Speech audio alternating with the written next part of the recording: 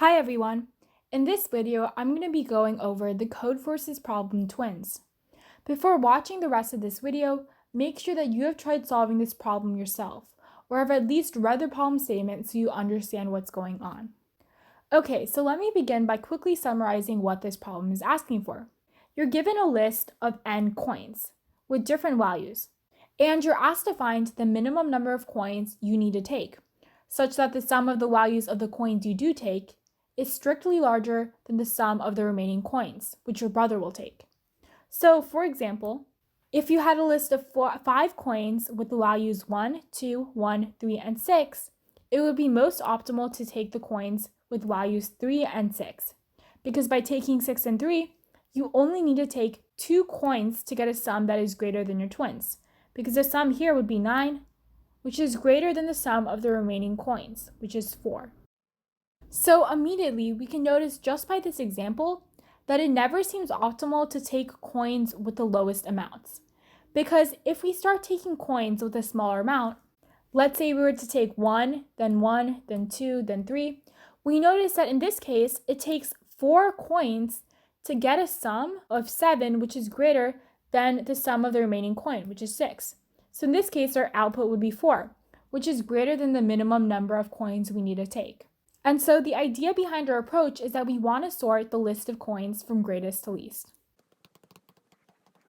After we have sorted from greatest to least, we can just iterate through this list and keep on taking the next highest coin for ourselves until we meet this restriction of having a higher sum than our twin brother.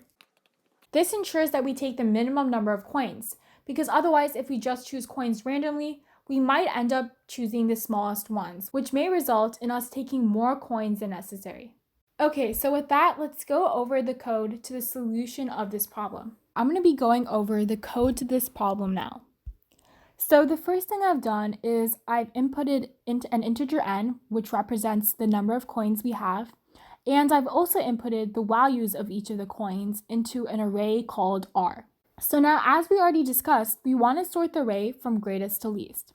So let's write out the sort function. But before we do that, keep in mind that you must include #includeAlgorithm at the top if you want to use the sort function. So make sure you have that. Okay, so now let's write out the structure of the sort function. So again, we're sorting this array called R. So we would write sort R plus the number of elements in the array, which is n. And so in this case, we're going to try sorting from greatest to least. So we're also going to need a Boolean comparator function as the third parameter of this sort function. So let me write the code for that. So I'm going to just call the Boolean function compare. And again, we're taking 2 integers as arguments. And so again, we return true when we want to put A before B. And in this case, we want to put A before B if A is greater than B, because we want to sort from greatest to least. So we can just write if A is greater than B, we're going to return true, and otherwise we'll return false.